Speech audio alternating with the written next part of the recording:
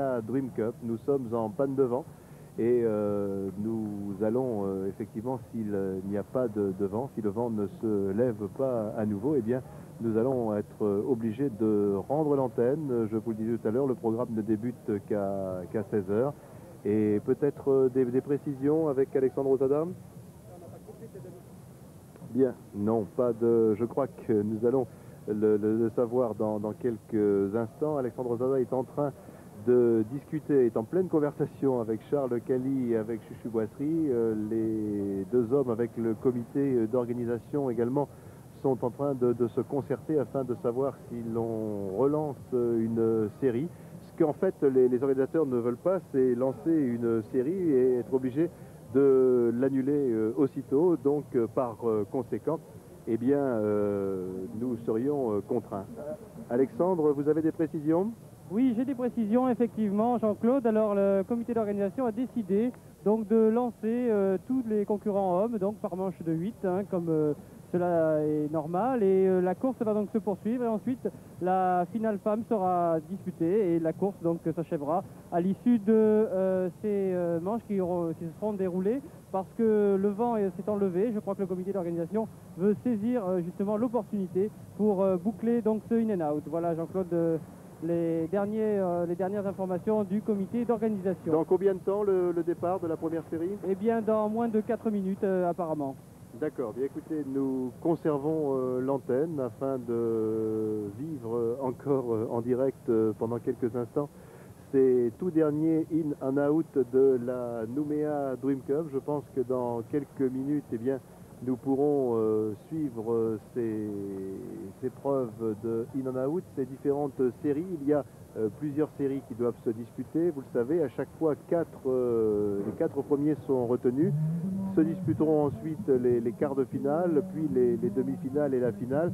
Et naturellement, les compétiteurs ont le droit de choisir leur meilleur classement. Et ce n'est bien sûr que le meilleur classement qui est retenu pour le classement final, pour le décompte final des points. Alexandre, vous avez d'autres précisions peut-être? Eh bien oui, Jean-Claude, quelques précisions, à savoir que les compétiteurs vont se mettre en place donc sur la ligne de départ, donc au large de l'île aux Canards, pour reprendre le départ donc et poursuivre ce in and out.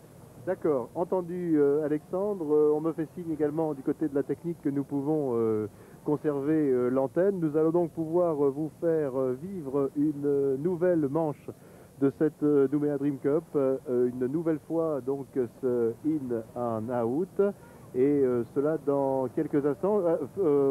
Alexandre Rosada, si vous avez d'autres invités près de vous, vous pouvez faire le point si vous le voulez en direct avec des organisateurs. Alexandre? Oui, Jean-Claude, effectivement, là, je n'ai pas grand monde autour de moi, compte tenu que les compétiteurs sont près donc du tableau donc d'affichage avec Charles Cali et Chuchu Boisserie pour précisément prendre les instructions. Et le départ va être donc imminent maintenant, dans à peu près 2-3 minutes, la prolongation donc de cet in and out, compte tenu du vent, donc je vous le disais, qui n'arrête pas de souffler maintenant sur l'Anse-Vata. Je vous retrouve dans quelques secondes avec un nouvel invité, effectivement. D'accord, merci Alexandre Osada. Je pense que maintenant le vent doit atteindre 20 nœuds, donc cela devrait marcher tout à fait normalement. Cela devrait bien marcher même sur ce magnifique plan d'eau de l'Anse-Vata où il y a toujours autant de monde. Les gens restent là et attendent le spectacle, et ils savent bien souvent que c'est dans le milieu de l'après-midi qu'il y a le plus beau spectacle. La preuve, hier après-midi, sur le coup de 16-17 heures, eh bien, il y avait du spectacle, croyez-moi, sur l'Anse-Vata pour les slaloms. Slalom d'ailleurs remporté par Robert Teriteaou, qui avait absolument voulu prendre sa revanche sur le Canadien Peterson, qui avait gagné le Canadien Peterson lors des in and out du matin. Il avait battu pratiquement sur le fil le Calédonien Robert Teriteaou, et Robert a pris sa revanche hier après-midi dans le slalom. Pour l'instant, donc les concurrents sont en train d'aller se mettre au départ. Alexandre, d'autres précisions, Alexandre? D'autres précisions, bien à savoir qu'effectivement, vous le disiez, les concurrents sont en train de partir donc près de l'île aux Canards, près du bateau qui est ancré entre l'Anse-Vata et l'île aux Canards, pour justement se remettre sur la ligne de départ. Et à côté de moi, donc Nathalie Delay qui a un invité, Didier Pujol. Alors Nathalie, je vous laisse en compagnie de votre invité. Oui, Didier Pujol qui est très connu en Nouvelle-Calédonie, qui est très connu à Nouméa, parce que d'abord c'est une personnalité du windsurf, c'est quelqu'un qui a entraîné beaucoup de futurs champions, Manolo Barlet, Robert Seriteaou, etc., qui peut donc nous en parler, et qui en plus chef des planches, c'est-à-dire qu'il fabrique des planches. Alors Didier, bonjour. Est-ce que vous pouvez nous donner votre avis sur cette Nouméa Dream Cup, sur le niveau des concurrents? Merci Nathalie. Oui, au niveau des concurrents, tout le monde les connaît maintenant, hein. Il y a le Canadien, il y a Robert évidemment. Enfin, on va parler peut-être des nouveaux parce que ça intéresse directement les coureurs d'ici qui ont pu se mesurer à eux et qui ont pu se recentrer, si vous voulez, par rapport au niveau international.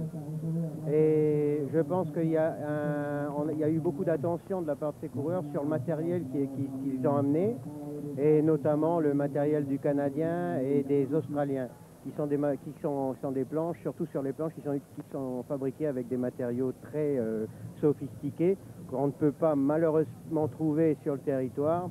Et la conséquence, c'est que les planches arrivent à peser entre 5 et 7 kilos.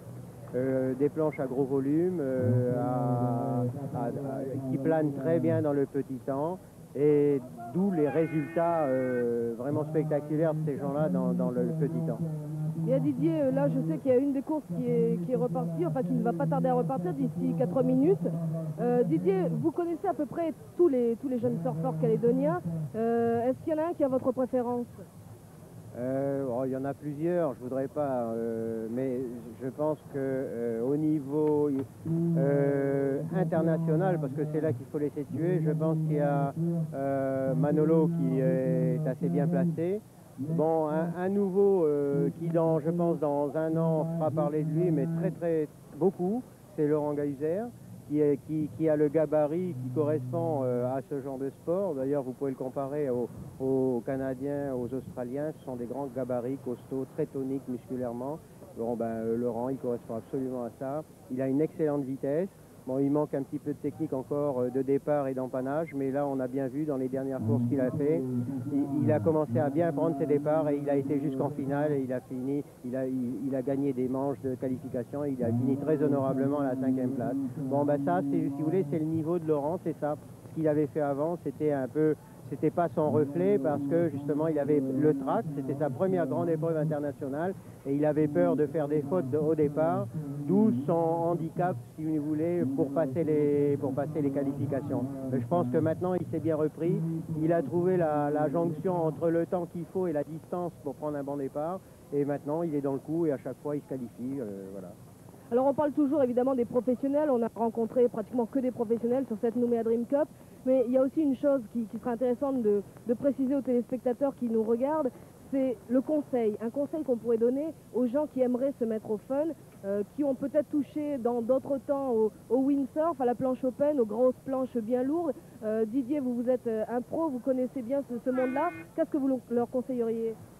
Le premier conseil qu'on peut leur donner, c'est pas tellement un conseil technique, parce que souvent les gens viennent vers moi et me disent j'aimerais bien faire du fun, mais j'ai peur de tomber, j'ai peur de... Alors je pense qu'il faut les rassurer, il faut leur donner un peu de courage, il faut leur dire que quand on commence à faire du fun, on tombe tout le temps, mais les gens ne vous remarquent pas, en fait ils préfèrent regarder ceux qui font bien du fun. C'est un petit peu un préjugé qu'on a qui nous empêche de faire du fun, mais en fait on va tomber pendant une semaine et après ça ira très bien.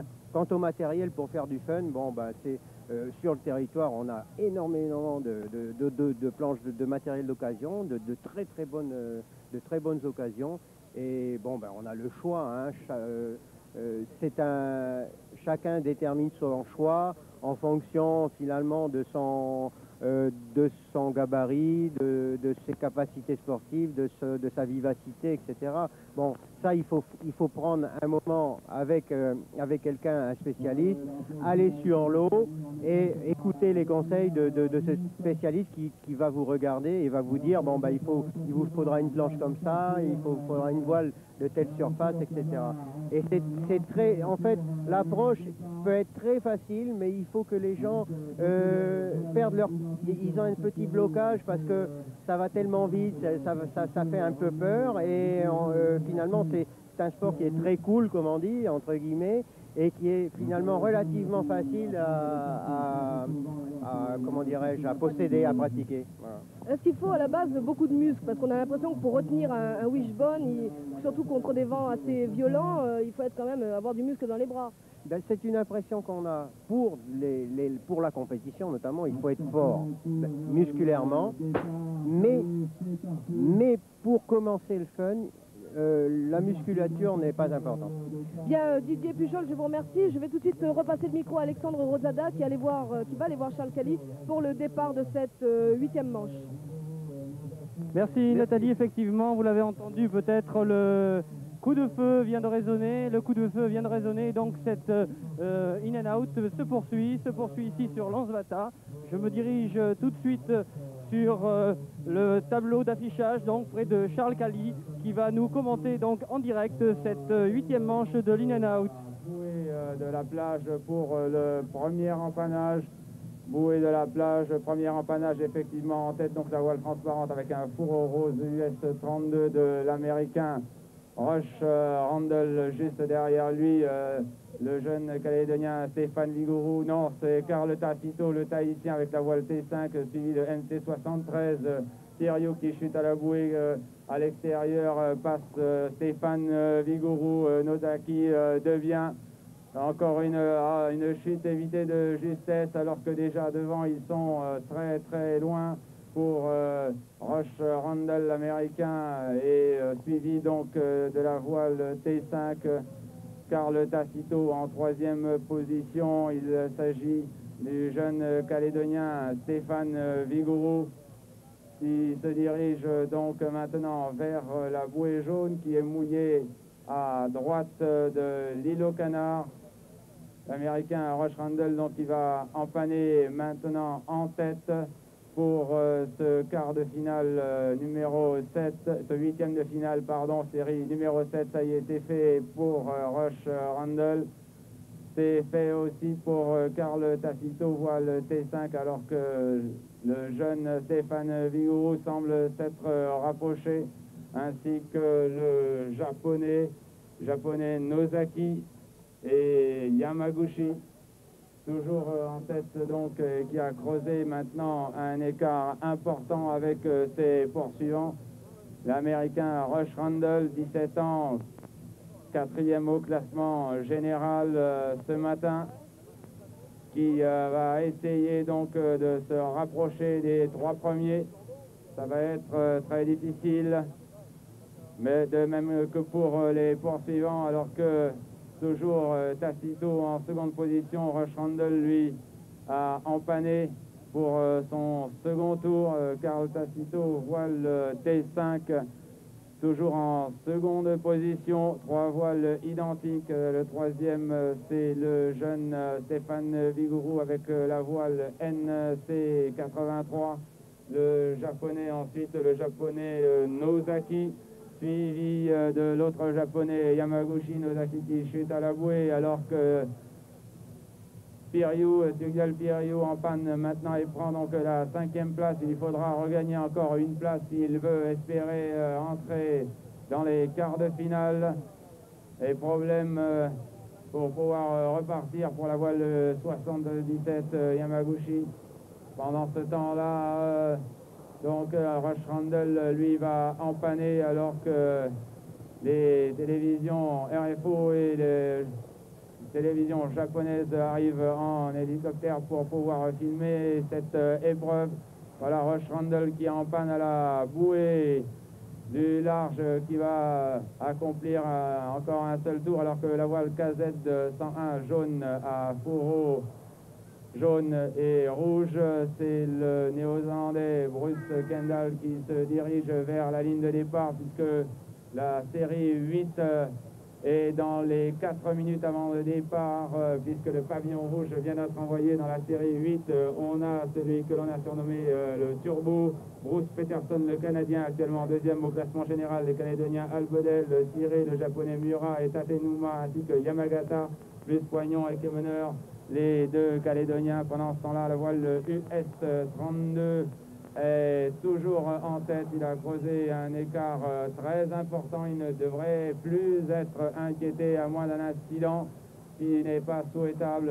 Lui, il a déjà eu son lot de malchance puisqu'il a cassé son mât. Il a carrément explosé son mât dans une rafale il y a 3 jours, alors qu'il était justement en tête de sa série. En seconde position, toujours Carl Tacito, le Tahitien, suivi de la voile NC83. C'est le Calédonien Stéphane Vigouroux.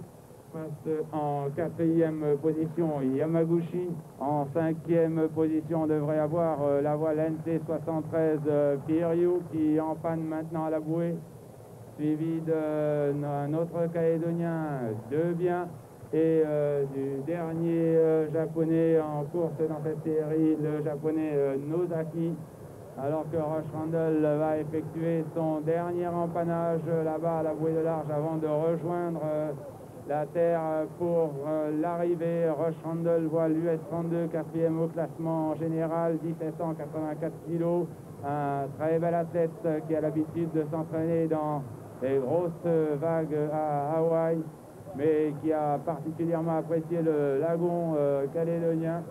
Voile US-32 donc en tête devant la voile T5 du Tahitien Carl Tacito. En 3e position, Stéphane Vigouroux. En 4e position, toujours Nozaki, le japonais. Voilà, c'est bientôt terminé pour Rush Randall, qui va donc se retrouver qualifié pour les quarts de finale.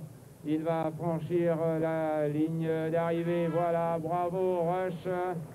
Et oui, on peut l'applaudir très fort. Une avance considérable sur ses poursuivants. Rush Randall qui tire une voile de 6 mètres carrés. Le second, c'est le Tahitien Carl Tacito, voile T5. Le troisième, Stéphane Vigouroux, le Calédonien, lui aussi qualifié, ainsi que le japonais Nozaki, 4e à être qualifié. Pendant ce temps-là est monté en mât de pavillon le drapeau jaune qui signifie qu'il ne reste plus que 2 minutes avant le départ, 2 minutes pour la 8e série de ces quarts de finale, avec une voile que vous allez pouvoir identifier facilement puisque c'est la seule de cette couleur, une voile toute jaune, c'est celle du Canadien Bruce Peterson, second actuellement au classement général, impressionnant de vitesse. Ensuite, Paul Albedel, le Calédonien Claude Ciré, le japonais Miura, le Calédonien Poignon, les japonais Tatenuma, Yamagata, ainsi que le Calédonien Loïc Kemener. Ils en sont maintenant à moins d'1 minute du départ, puisque le pavillon jaune a été abaissé. Là-bas, on se place. La voile, comme à son habitude, la voile jaune du Canadien Bruce Peterson va essayer de partir au ras de la bouée, sous le vent de tout le monde. Ça plonge là-bas pour essayer de le couvrir. Et top, ça y est, c'est parti. Il est parti au ras de la bouée, comme à son habitude, sous le vent. Il va très vite, alors que le bateau comité, lui, se dépêche de mouiller la bouée pour changer l'orientation du parcours afin qu'il reste toujours parfaitement perpendiculaire au vent. Le Canadien, donc Bruce Peterson, qui a pris la tête, alors que plonge sur lui maintenant Claude Ciré avec la voile verte et bleue, voile NC15. Bruce Peterson qui ne devrait pas avoir de problème. Lui, dès qu'il est en tête, eh bien, c'est pratiquement impossible de revenir sur lui tellement il va vite. Voilà, il empanne maintenant à la bouée, voile KC21, le Canadien Bruce Peterson. Suivent ensuite le Calédonien Claude Ciré, puis Paul Albedel qui se retrouve en 3e position. En 4e position à l'intérieur qui chute, c'est la voile F72 du Calédonien Loïc Kemener. Suivent Ensuite, deux Japonais qui semblent prendre l'avantage sur Loïc Kemener, déventé maintenant pendant ce temps-là. Turbo Peterson est loin devant, il a déjà une cinquantaine de mètres d'avance sur tout le monde. Et je crois qu'ils ne le reverront plus avant la ligne d'arrivée, à moins d'un incident, alors que le vent continue de monter maintenant. Les conditions sont très bonnes pour tous les compétiteurs. La voile jaune donc toujours largement en tête, alors que Paul Albedel avec la voile jaune à fourreau bleu et rouge semble avoir pris l'avantage sur Claude Ciré, deux Calédoniens aux seconde et troisième place. Pendant ce temps-là, Bruce Peterson, lui, a déjà empanné et sur le chemin du retour, il va croiser ses poursuivants. Là, il faut faire attention, respecter les priorités. C'est comme sur Terre, il y a des priorités aussi. On ne fait pas n'importe quoi au risque d'avoir un choc à la vitesse à laquelle ça va. Eh bien, ça pourrait être très dangereux. En deuxième position, donc toujours Paul Albedel, la voile NC17. Bruce Peterson qui a plus de 200 mètres d'avance maintenant au bout de 2 tours. On vous l'a dit, il va très très vite et quand il a la chance de partir en tête, eh bien c'est fini, on ne le rattrape plus. Hier, il nous a montré la vitesse impressionnante, partie dernier, bon dernier de sa série en un bord. Il avait rattrapé tous les concurrents, il était sur les talons de Robert Territeu qui a senti dans son dos la planche qui claquait sur l'eau de Bruce Peterson et un seul mètre les séparer à l'arrivée. En seconde position, Claude Ciré, lui, a récupéré, il se permet de faire un petit duck jive là, merci. Et en plus, ça passe. La voile NC15 en seconde position. En troisième position, donc Paul Albedel. En quatrième position, ce serait le japonais Miura Pitatenuma. Ensuite arrive Loïc Kemener qui va avoir du mal maintenant à revenir sur les deux voiles qui le précèdent pour une quatrième place qui l'enverrait en quart de finale. Ça va être très difficile, il est couvert par la voile d'un autre japonais juste devant lui. Il va essayer de remonter au vent alors que là-bas au large déjà Bruce Peterson a empanné et va se diriger maintenant vers la ligne d'arrivée. Alors que la série suivante déjà se prépare. La série suivante, c'est la série numéro 9, le premier quart de finale avec les Canadiens, le Canadien Ross, le Néo-Zélandais Kendall, le Calédonien Geyser, ainsi que Gérard Cross, Tom Lideke, l'Australien 3e au classement général, le Britannique Andy Morel, le Tahitien Tei Nefi et le Japonais Sekiguchi. Alors qu'il se confirme donc que le Canadien Bruce Peterson va être dangereux jusqu'au bout pour le leader du classement général. Il se qualifie avec près d'un bord d'avance sur ses poursuivants, alors que chose jamais vue jusqu'ici, il a chuté à la bouée d'empannage, mais son avance est tellement importante qu'il peut se permettre de repartir tranquillement. En seconde position, c'est la voile jaune à fourreau rose de Paul Albedel, la voile NC17. En troisième position, Claude Ciré qui chute à la bouée. Il va lui falloir se relever très vite parce que derrière, le japonais Miura et Loïc Kemener reviennent eux aussi très vite. Loïc Kemener qui n'a plus qu'une petite place à récupérer, ça y est, c'est fait pour se retrouver en quatrième position, place qualificative. Il revient de loin, mais il y a cru jusqu'au bout et maintenant il va essayer de s'attaquer à celui qui le précède, Claude Ciré. L'important, ça n'est pas de gagner, mais d'être dans les 4 premiers pour se retrouver qualifié pour le tour suivant. Bruce Peterson, lui, effectue son dernier empannage et ensuite rejoindra la ligne d'arrivée pour une place en quart de finale. Le quart de finale déjà qui se prépare, c'est la série 9 avec Ross, Geyser, Kendall, Cross, Lideke, Morel, Tei Nefi et Sekiguchi. Voilà Kendall qui apparemment revient à toute vitesse pour changer je ne sais quoi. Il va falloir qu'il se dépêche parce qu'il est dans le dans la série suivante, la série numéro 9.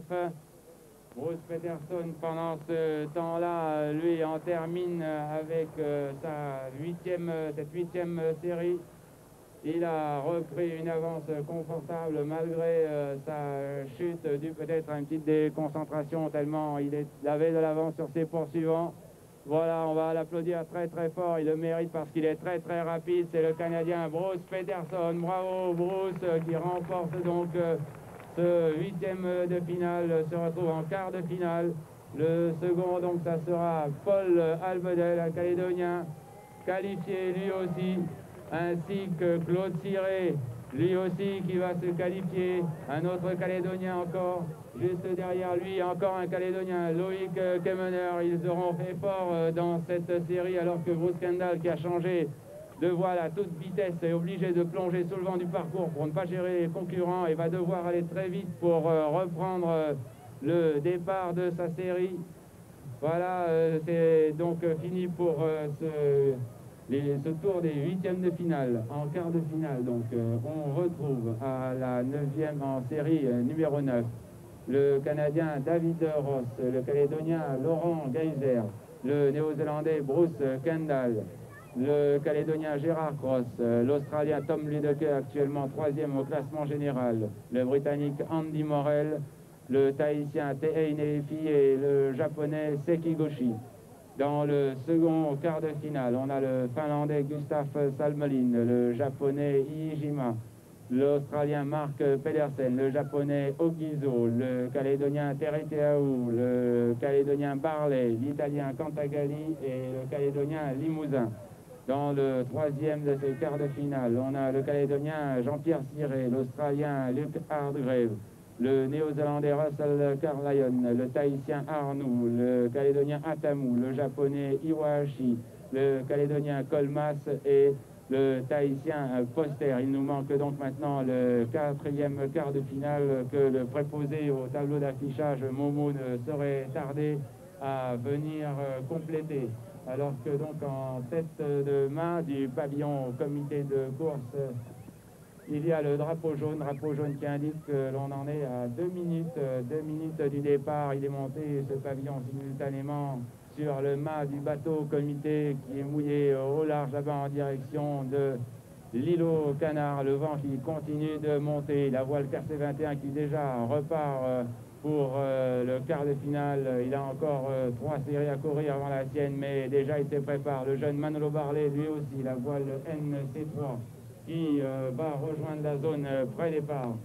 Alors qu'on vient de nous inscrire donc le quatrième